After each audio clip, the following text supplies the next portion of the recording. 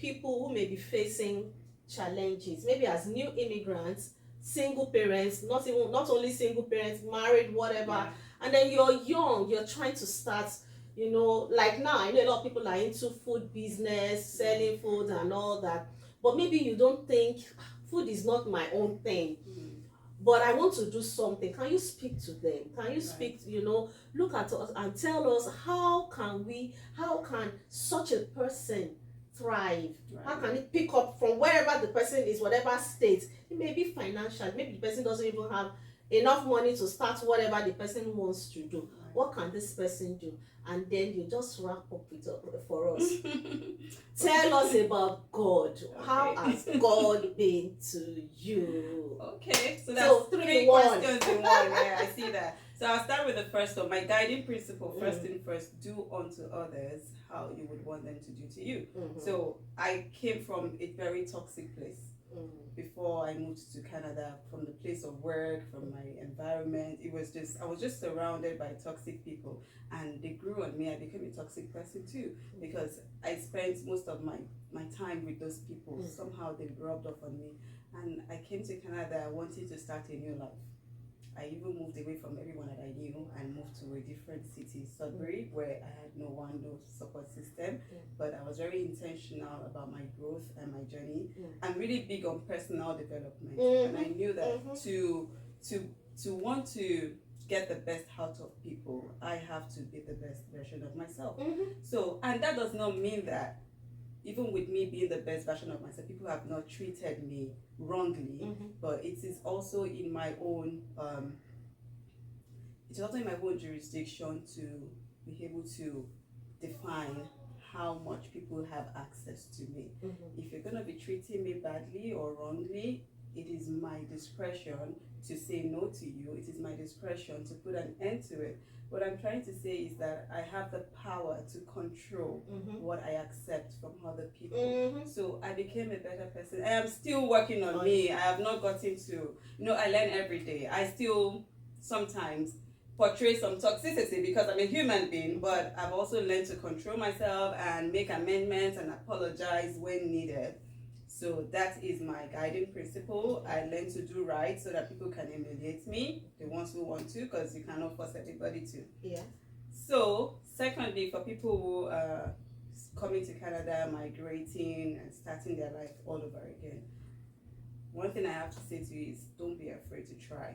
Don't be afraid to start all over again. I started technically all over again, and 6 years is just like, it looks like 6 days to me now. 6 years is a long time, but I am benefiting all the challenges I went through right now. I'm having good days, even though there are still a little bit of bad days, but I've also learned to manage those bad days, because you come from a place of strength and growth. You have to utilize all that you've learned into your future. For those who are starting out, business-wise, I tell people you're never too old to start something new. You're never too old to achieve your dreams. Most of us did not know what we wanted to do. And it's okay to explore a little bit of this, a little bit of that, until you finally find your niche. Because it's important for you to find your niche. I know there's this trend of everyone doing the same thing.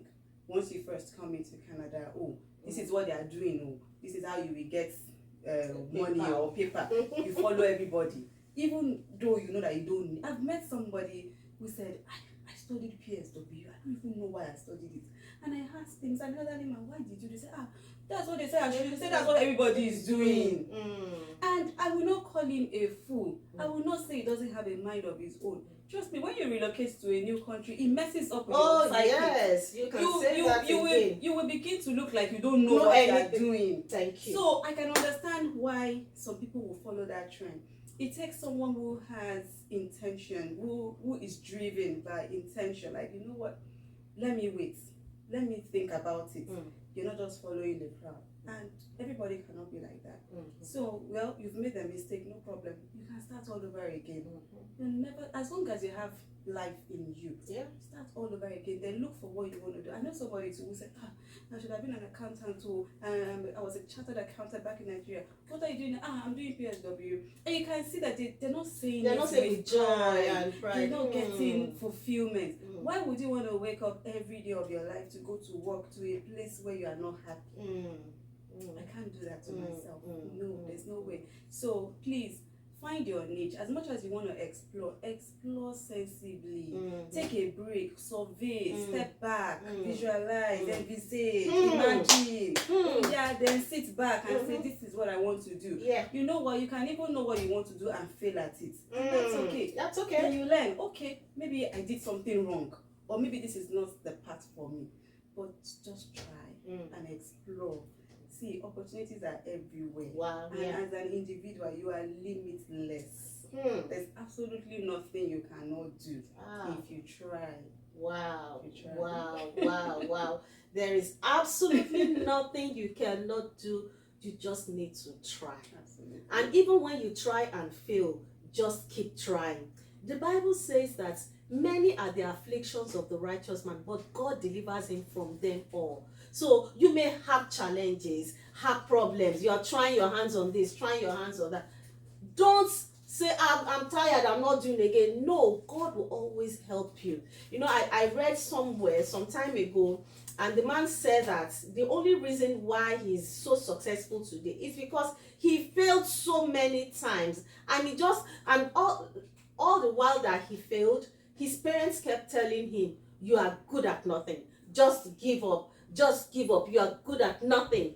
And he said to himself, let me keep failing. One day, I'm going to be so successful. And today, he's a big shot. He's into real estate. But this is somebody who failed at everything. Failed everything, business, and his parents were successful people. So you can imagine how, life can be sometimes. But the word for you today is this.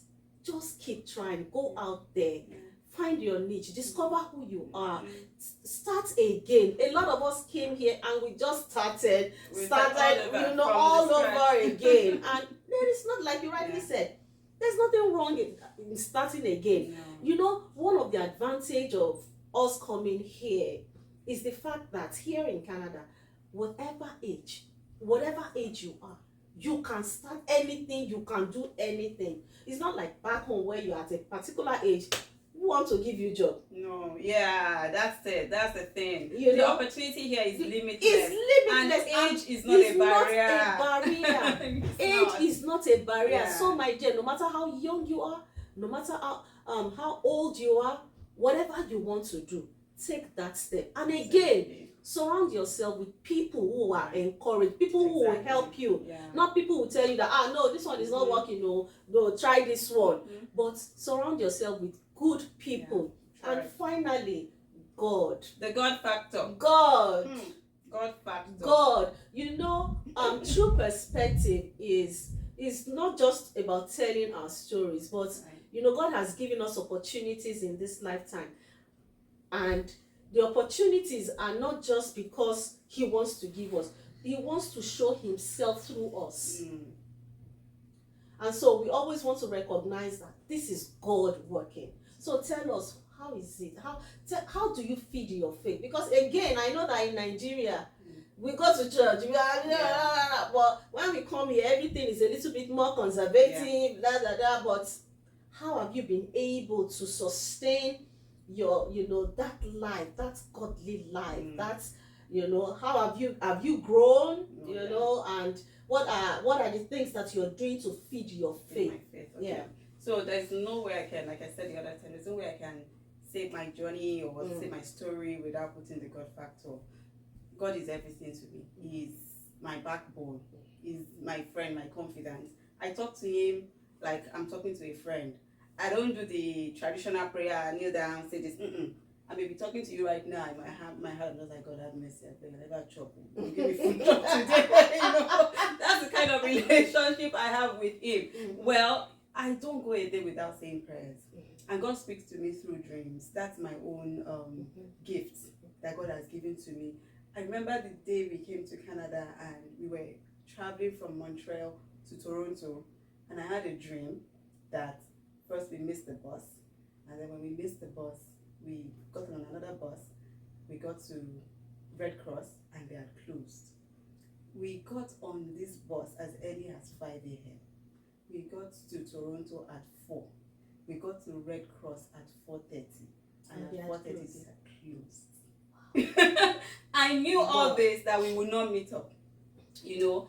And on my plane, when we were traveling from Nigeria to US, because we came through the US, God told me you will need to get in touch with XYZ. I don't want to mention her name.